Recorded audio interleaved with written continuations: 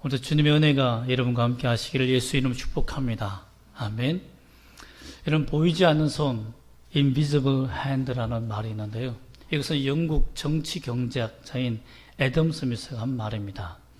경제 활동에 보면 어떤 개인이 자기 사역을 위해서 내가 나만 부자가 돼야지 하며 자기 이익만을 추구하며 경제 활동을 해도 신기하게 신의 손이 있는 것처럼, 보이지 않는 신의 손이 있는 것처럼 정밀하고 계획적으로 공익을 위해서 경제활동이 되더라라는 겁니다. 그것이 바로 보이지 않는 손이에요. 여러분, 이 세상에 정말 신의 존재와 같은 그런 정밀한 것이 경제활동에만 있을까요? 이 역사 속에는 보이지 않는 손, 신의 역사의 손이 있지 않을까요? 성경에는 이런 보이지 않는 손 하나님에 대해서 적나라하게 얘기하고 있습니다. 오늘 말씀을 통해서 하나님께서 어떻게 역사하셨고 어떻게 역사를 주관하시며 변치 않으신 하나님의 은혜를 있는지를 하나님의 손을 발견하는 여러분 되시기를 주의 이름 축복합니다. 그 사건의 시작은 이렇게 시작합니다. 이삭이 오늘 장자 에서 야곱이 아닌 그저 에서에게 몰래 축복하는 사건이 일어납니다.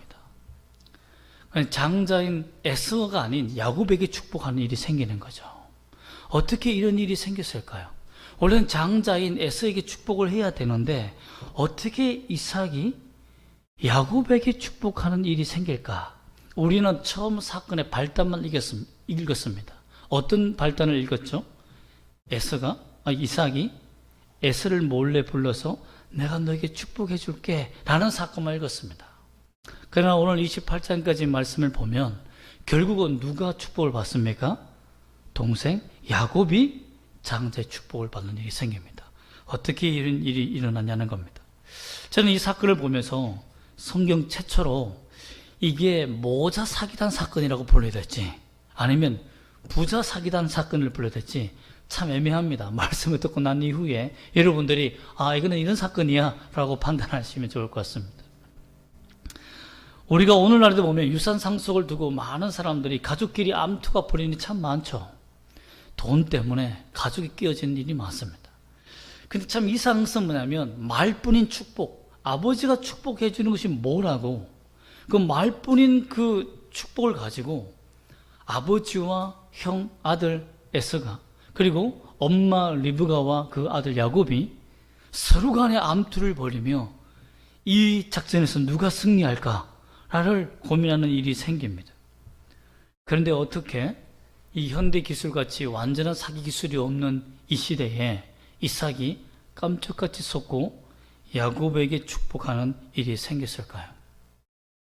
사건의 발달을 구체적으로 보면 27장 1절과 2절, 41절의 말씀을 보면 이삭이 나이 많아 눈이 어두웠고 늙어 어느 날에 죽은지 모르겠다라고 말하고 41절 말씀을 우리 잠깐 읽어볼까요? 어떤 에서의 마음이 있는지 27장 41절 말씀 한번 읽어보겠습니다. 시작. 그의 아버지가 야곱에게 축복한 그 축복으로 말미암아 에서가 야곱을 미워하여 심중에 이르기를 아버지가 곡할 때가 가까웠은즉 내가 내 아우 야곱을 죽이라 하였더니 자, 그러니까 아버지가 어떤 지금 상황에 있다는 거죠?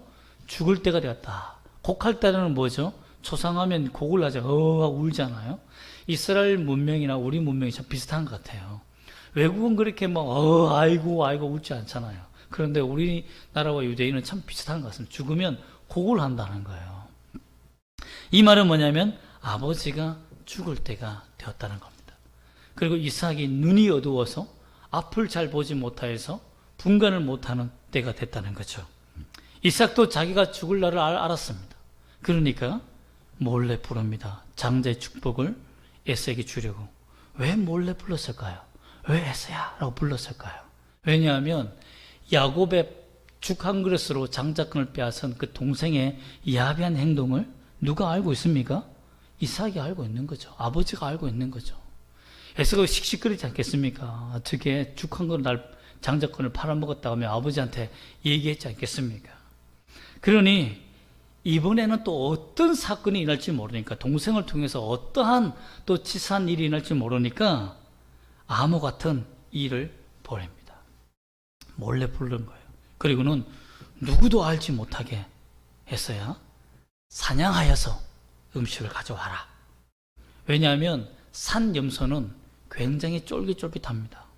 그래서 이삭이 좋아했던 음식이 뭐냐면 산에 사는 염소인 것 같아요.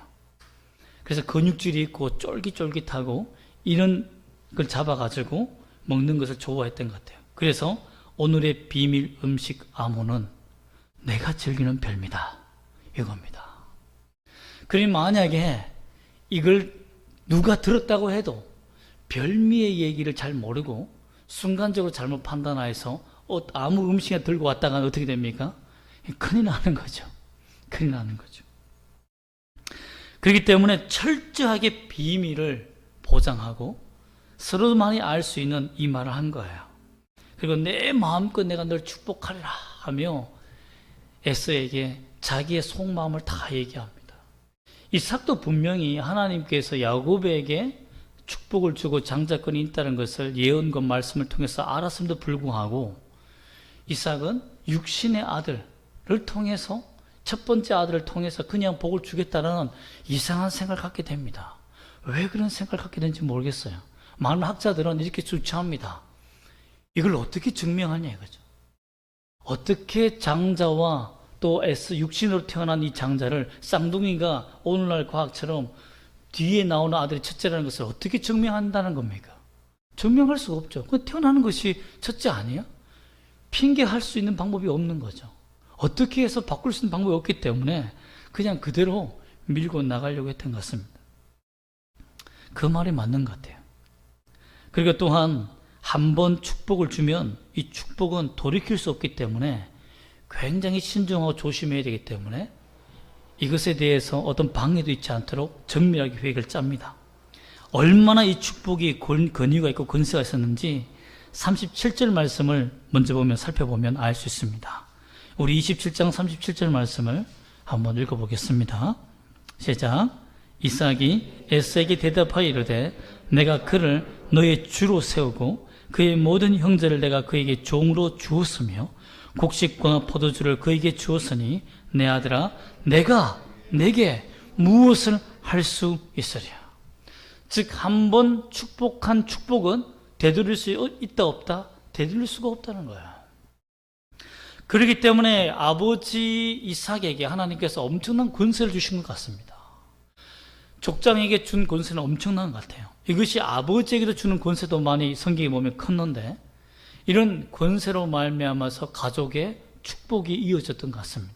특별히 하나님께서 하나님의 나라를 이끌어가기 위해서 이삭에게는 아브라함부터 시작하여 어마어마한 축복의 권세를 그 아버지에게 주었던 것이 분명합니다. 그러니 저주의 권세도 있겠죠. 속으로 에서는 이렇게 생각할지도 모릅니다.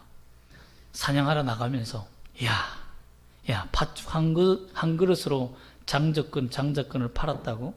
야, 될 것 같아? 흥 하며 아버지가 나에게 축복을 줘 하며 기쁨으로 나아갔을 겁니다. 이렇게 완벽한 부자 이삭과 에서의 정말 미략을 어떻게 파괴할 수 있었을까요? 부자 사기단이 처음부터 출동한 거죠. 아몬은 내가 즐기는 별미. 이렇게 완벽하게 속였는데 어떻게 야곱에게 축복하는 이러한 일들이 일어나게 되었느냐라는 겁니다. 6가지를 우리가 살펴보고자 합니다. 첫 번째는 하나님께서 어머니 리브가에게 딱 그때에 듣게 하십니다. 우리가 5절 말씀을 한번 읽어볼까요? 5절 말씀 시작. 27장 5절입니다. 시작. 이삭이 그의 아들 에서에게 말할 때에 리브가가 들었더니. 여러분 참 신기하지 않아요? 참 어머니의 여자의 촉각은 참 무섭다고 하지만 어머니의 촉각은 그 배를 뛰어넘는 것 같습니다. 어떻게 말할 그때에 딱 들어와요. 그죠? 우리 현민이가 깜짝 놀랍니다. 자기가 열심히 공부하다가 잠깐 게임하려고 딱 컴퓨터를 켰는데 그때 어머니가 문을 확 열고 들어가는 거죠. 그래서 하는 말이 왜? 난 지금 방금 이렇게 여자의 촉보다 어머니의 촉은 더 위대하다는 것을 우리가 알 수 있습니다. 딱 그때에 들은 거예요. 딱 그때에. 근데 이때가 어떤 때냐면 그냥 들은 때가 아닙니다. 34절과 35절 말씀 보면 에서가 영적으로 타락합니다. 하나님의 백성과 거룩한 자녀를 낳고 하나님의 가족을 낳아야 되는 이런 거룩한 백성이 되어야 하는 사람이 헷족속과 헷족속 즉 이방인들 우상신을 섬기며 그 족장 안으로 그 부족 안으로 끌어오는 그런 죄를 범하는 일에 앞장서는 일을 하게 됩니다. 이삭과 리브가의 마음이 떠나버려요. 이건 아닌데 어떻게 이방 여인과 결혼하면서 우상의 신을 가져오지? 우리나라에 하나님의 나라에 어떻게 우상 하나님이 가장 싫어하는 이런 일을 끌어올 수 있을까라며 참 고통합니다. 이때 리브가는 아무래도 하나님께서 말씀하신 25장 23절에 있는 작은 자 큰 자를 섬긴다는 이 예언이 이렇게 해서 이루어지는구나. 하나님은 거룩한 장자 거룩한 사람에게 장자의 축복권을 주기를 원하는구나 하는 것을 그때 확신하게 됩니다. 하나님은 거룩한 사람을 원하시는구나. 그것이 결정적인 한 방의 타락이었습니다. 하나님의 예언의 말씀도 익히 알고 있었지만 어떻게 이 일이 벌어질까 생각했지만 결정적으로 리브가는 아들이 타락함으로 에스가 타락하는 것을 보고 하나님의 축복이 이전하겠구나. 하나님의 축복이 야곱에게 가야 되는구나 하는 것을 알게 됐다는 겁니다. 만일 에스가 축복을 받게 되면 어떻게 됩니까? 그는 수많은 이방 여자들과 결혼하면서 수많은 우상신들을 그 이스라엘로 끌어오는 죄악의 관문을 여는 자가 되는 겁니다. 통치자의 권세로. 여러분, 대통령의 권세가 얼마나 중요합니까? 한 지도자의 권세가 얼마나 중요합니까? 나라의 흥망성쇠가 달려 있습니다. 하물며 족장이 되어야 할 사람이 이렇게 타락한다면 어떻게 되겠습니까? 그렇게 실망하며 영적 타락에 무르익었을 때 리브가의 마음속에 하나님의 축복이 이동하겠구나라는 생각이 있을 때 그때 들었다는 겁니다. 그러니 리브가의 마음에는 결단이 선 거죠. 어떻게 하든지 타락된 백성이 태어나지 않고 하나님의 거룩한 자녀를 위해서 내가 온 마음을 다하겠다는 사명에 불타오르게 된 것입니다. 그때 마침 이삭이 아들을 부를 때 에스를 부를 때 평소와 다른 목소리를 직감하게 되는 거죠. 무서운 촉 아닙니까? 그죠? 그리고는 자세히 듣게 됩니다. 만약에 이를 들을 때에 욱 하면서 에스에게 축복권을 준다고 하며 들어가서 누구 말대로 난리를 치고 어떻게 그럴 수가 있느냐고 했다면 사건이 어떻게 흘러갔을지 전혀 알 수가 없습니다. 또 다른 일을 벌였을지도 몰라요. 그런데 리브가에게 하나님이 지혜를 주십니다. 참고 기다리며 끝까지 견디게 합니다. 에스의 폭력성 때문에 그렇죠. 만약에 이 일을 알게 되면 에스가 어떤 폭력적인 방법으로 자기 권리를 찾아갈지도 모릅니다. 또한 법정 다툼으로 장자권 싸움, 이 축복권 싸움을 어떻게 이기겠습니까, 여러분? 이길 수가 없습니다. 사람들이 어떻게 지금 둘째인 야곱이 장자라는 것을 어떻게 설명합니까? 하나님께서 어떻게 그 말씀을 주셨다라고 어떻게 설명합니까? 누가 야곱의 손을 들어줄 겁니까? 이길 수 없는 거죠. 리브가는 판단한 겁니다. 이것은 이길 수 없는 전쟁이다.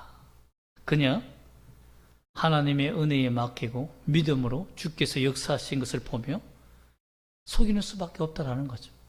그들의 속임수에 우리가 속지 않고 제대로 찾아가는 방법을 쓸 수밖에 없는 거죠. 즉 속임의 수를 쓴 겁니다. 그리고 하나님께서 세 번째로 가장 중요한 정보를 듣게 하셨습니다. 그게 뭡니까? 암고 같은 비밀 음식입니다. 내가 이삭이 즐기는 별미라는 거죠. 어머니 리브가는 그들의 암호까지 다 파악합니다. 즐겨 드시는 음식, 그래, 그건 쉽지 하며 생각한 거예요. 그리고 네 번째로 리브가가 야곱을 설득합니다. 여기서부터 좀 어렵습니다. 11절과 우리 12절 말씀을 다시 한번 읽어볼까요? 설득하려고 여러 가지 말을 했는데, 얘야, 내가 별미를 만들 테니까 염소를 잡아오라고 야곱에게 말하니까, 야곱이 뭐라고 말합니까? 11절과 12절에 한번 읽어볼까요? 시작. 야곱이 그 어머니 리브가에 이르되, 내 영 에서는 털이 많은 사람이요 나는 매끈매끈한 사람인즉 아버지께서 나를 만지실 텐데, 진때 내가 아버지의 눈에 속이는 자로 보일지라 복은 고사하고 저주를 받을까 하나이다 하며 합리적인 두려움을 드러낸 거죠. 그렇지 않습니까? 역시 눈이 먼 사람은 뭐가 발달하죠? 귀가 발달합니다. 어머니가 한번 시켜봤을 거예요. 야, 형 S의 목소리를 한번 따라해봐. 성대모사 이때부터 나온 것 같아요. 성대모사를 해봐 라고 하니까 안 되는 거예요. 너는 재능이 없다. 안 되는 거예요. 그러니 리브가가 한 전략이 뭡니까? 그의 전략은 바로 그의 15절 말씀 한번 읽어보겠습니다. 시작. 리브가가 집안 자기에 있는 그의 맏아들 에스의 좋은 의복을 가져다가 그의 작은 아들 야곱에게 입히고, 16절, 또 염소 새끼의 가죽을 그의 손과 목에 매끈매끈한 곳에 입히고 라고 되어 있습니다. 이 작전은 왜 한 것일까요? 바로 이삭이 축복하려고 막 음식을 들고 갔을 때 목소리는 포기한 거예요. 목소리는 속일 수가 없다. 야곱이 재능이 없으니까 목소리 때문에 들킬 수 있는 상황은 포기하고, 그 외에 털 부분이나 또 향치 부분은 충분히 속일 수 있다. 즉 아버지 이삭의 약간 멍청한 부분을 이용한 것 같아요. 나이가 들다 보니까 이 부분이 참 약했던 것 같아요. 근데 야곱이 잘 순종하지 않으니까 어머니가 뭐라고 말합니까? 13절의 말씀 보면 어머니가 그에게 이르되, 내 아들아, 너의 저주는 내게로 돌리리니 내 말만 따르고 가서 가져오라. 버럭 화를 낸 거예요. 아버지 저주 내가 받을게. 그게 가져와 라고 한 거예요. 즉 아버지의 저주보다 더 무서운 것이 뭐였다고요? 어머니의 버럭이었죠. 어머니의 버럭화는 진리입니다. 결국 야곱이 그 말에 순종을 하고 그대로 다 분장을 합니다. 리브가의 특수 분장에 그 야곱은 치장을 하고 이제 음식을 들고 들어가게 된 것입니다. 놀라운 것은 뭡니까? 이삭의 눈먼 것이 바로 다섯 번째 하나님이 역사하신 신의 한 수라는 겁니다. 보이지 않는 손이 여기에서 역사하게 된 겁니다. 리브가의 특수 분장술과 지략이 여기에서 빛이 납니다. 15절과 23절과 27절, 우리 23절과 27절 말씀 한번 읽어볼까요? 시작. 그의 손이 형 에스의 손과 같이 털이 있으므로 분별하지 못하고 축복하였더라. 27절, 그가 가까이 가서 그에게 입 맞추니 아버지가 그의 옷의 향취를 맡고 그에게 축복하여 이르되, 아버지가 먼저 와서 그의 너 누구니? 라고 말하니까 저 에스입니다 라고 말하니 그 목소리가 이상하거든요. 가까이 와봐 하며 그 몸을 만져봅니다. 털이 있네. 이상하네. 목소리는 야곱인데 모양은 에스란 말이야. 이상하다라고 생각한 겁니다. 그리하여서 분별하지 못하고 첫 번째 축복은 해줍니다. 축복의 절차가 참 복잡한 것 같아요. 보니까 축복의 첫 번째 간단한 축복을 하고 그 이후에 또 축복을 하는데요. 그것이 뭐냐면 바로 27절에 나타나는 내게 입 맞추라 하며 가까이 부릅니다. 그때 그의 옷의 향취를 맡아봅니다. 즉 어머니 리브가의 지략이 뭔지 알겠죠. 털과 이 옷 두 벌이면, 옷 한 벌이면 충분히 해결할 수 있다 라고 생각한 것 같아요. 입을 맞추라 했을 때 그 향취를 맡고는 목소리는 이상하지만 그래 사냥하다 보면 목소리 이상할 수 있지, 쌍둥이가 목소리 비슷할 수도 있고 뭐 그럴 수도 있겠지 하면 넘어간 것 같아요. 그리고는 그에게 축복을 해줍니다. 그 축복이 28절과 29절에 나타나는데요. 기름짐과 풍성함과 만민이 너를 섬김과 너를 저주하는 자는 저주를 받고 너를 축복하는 자는 축복을 받는다는 어마어마한 축복, 정말 일상의 아버지들이 할 수 없는 축복을 다 빌어줍니다. 그런데 더 놀라운 신의 손이 하나 나타납니다. 그게 뭡니까? 그것이 바로 30절 말씀에 나타납니다. 한번 읽어보겠습니다. 시작. 이삭이 야곱에게 축복하기를 마침에 야곱이 그의 아버지 이삭 앞에서 나가자 곧 그의 형 에서가 사냥하여 돌아온지라. 타이밍이 예술입니다. 아버지가 막 온 축복을 다 밀어주고 축복의 의식을 하는 동안에 누군 돌아오지 않았죠? 에서는 돌아오지 않았어요. 참 이것을 보면 에서가 이런 생각을 가졌던 것 같아요. 이런 자충수를 둔 것 같아요. 그래, 축복을 해주려면 아버지가 기쁨으로 엄청난 축복을 해주셔야 되니까 정말 좋은 거, 평소에 그냥 잡을 수 있는 산염소가 아니라 정말 좋은 것 잡아야지 하면서 깊은 산속으로 들어간 것 같아요. 그날따라. 여러분, 그날따라 그렇게 들어간 것이 자충수였다는 거죠. 야, 오늘은 내가 최고의 것을 대접해야지. 아버지도 말한 것이, 야, 대충 잡아와. 빨리 축복 끝내자. 이랬으면 상황이 달라졌을 텐데, 아버지도 내가 좋은 내게 별미를 먹겠다는 그 말이 그 부자 사기단의 자충수가 된 겁니다.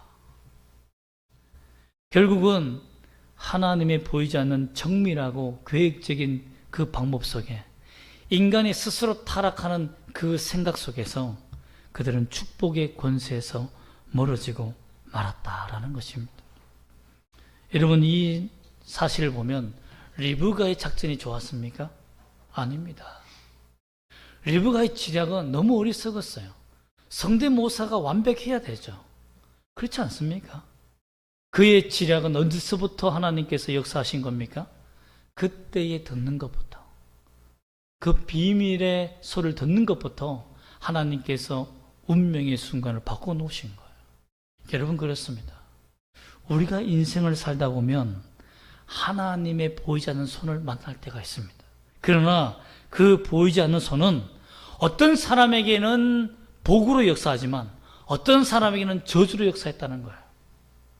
에서에게는 보이지 않는 손이 그에게 버려둔 마음을 두어서 자충수를 둘 수 있는 가장 좋은 산염소에 집착하고 거기에 집착하게 만들므로 말미암아 축복이 끝나는 시간까지 오지 못하는 그런 안타까움이 있는 반면에 어떤 사람에게는 하나님의 거룩한 자녀, 하나님의 믿음, 하나님을 믿는 믿음으로 가진 자녀들에게는 하나님이 축복의 권세를 부어주는 시간의 손으로 역사했다는 것입니다. 여러분, 여러분이 이 시간에 앉아있는 시간이 절대 아까운 시간이 아닙니다. 절대 내 육체와 내 이 삶을 낭비하는 시간이 절대 아닙니다. 이 시간이 하나님의 보이지 않는 손이 작동하는 시간이 될 수도 있습니다. 여러분이 하나님을 만나는 시간이 되어서 내 인생이 바뀌는 시간이 될 수도 있어요.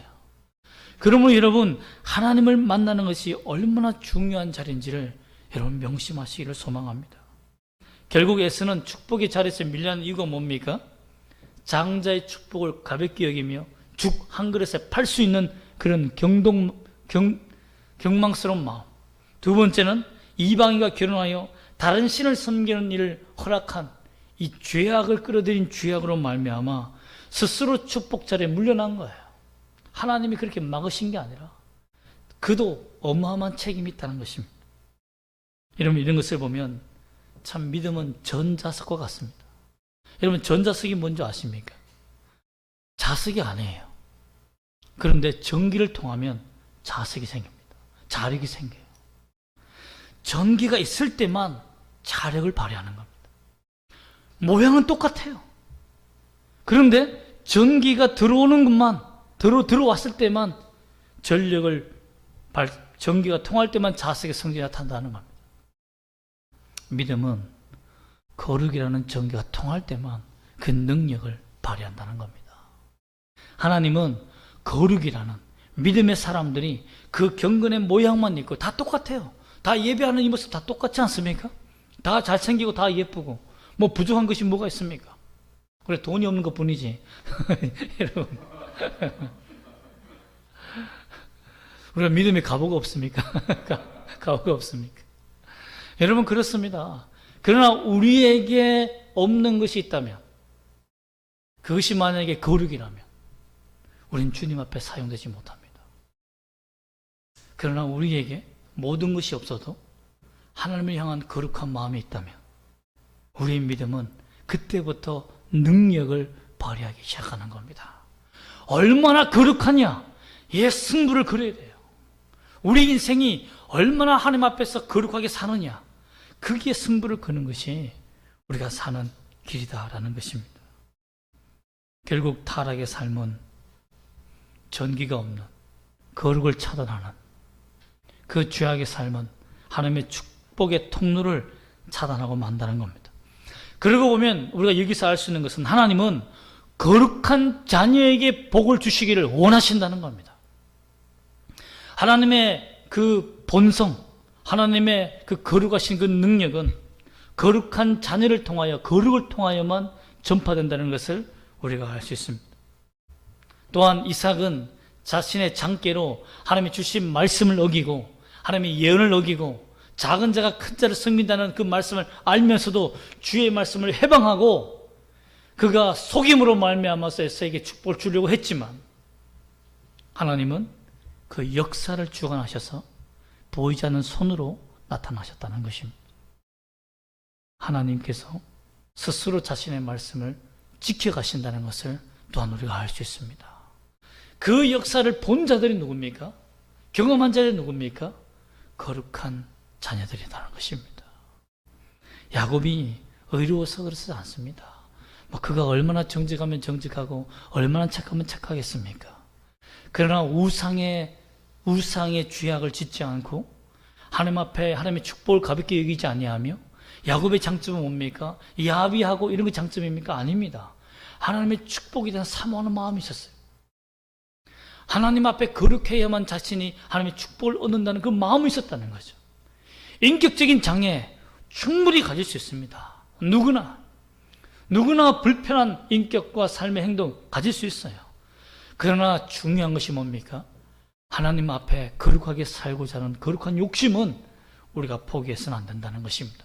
남보다 더 열심히 기도하고 남보다 더 열심히 말씀을 읽고 남보다 더 열심히 예배하며 더욱 내가 더 주님을 사랑해야지.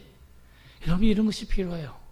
옆에 찬양 소리가 들리면 내가 더 이 사람보다 더 크게 소리 질러 찬양해야지 라는 거룩한 승부욕은 있어야 되는 거죠.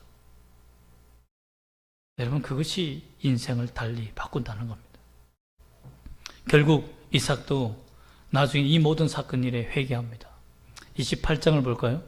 28장 1절 말씀 한번 읽어보겠습니다. 28장 1절과 2절 말씀 읽어보겠습니다. 시작.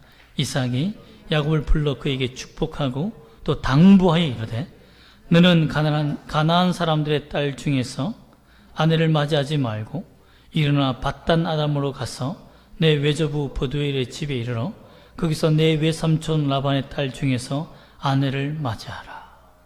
그러면서 3절과 4절에 보면 그가 축복했던 복을 요약해서 다시 부어줍니다. 핵심이 뭡니까? 그들의 마음에 이삭이 이제 인정을 하는 거예요. 에스에게 축복을 주려고 했지만 하나님이 막으셨다. 이방신을 섬기며 하나님을 거역하고 반역하는 자에게 하나님의 축복이 임하지 않고 정말 하나님의 축복을 받는 자는 거룩한 자임을 스스로 야곱이 증명했다. 다른 것을 인정하고 하나님의 말씀에 순종하여 축복을 주었다라는 것입니다. 이삭도 하나님 앞에서 정식으로 야곱을 진정으로 축복하며 야곱에게 정식으로 축복하는 의식을 행하며 회개하게 됩니다. 여러분, 축복은 거룩한 백성과 거룩한 자녀에게 주시기를 원하며 그들이 받는 특권이 있습니다.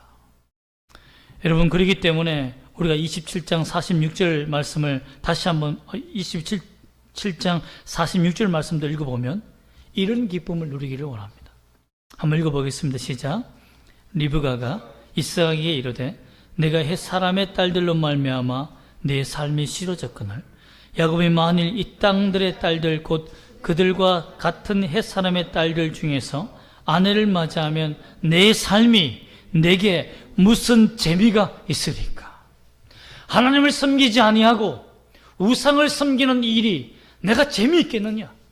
내 자녀가, 내 후세가 하나님을 믿지 않고 주 예수 그리스도를 믿지 않고 세상의 신을 섬기며 자신을 의지하며 살아가는 그 삶이 내게 즐거움이 되겠느냐? 전혀 아니라는 겁니다. 그럼 우리가 이런 믿음을 가져야 됩니다. 하나님이 기뻐하시는 사람의 모습은 뭡니까?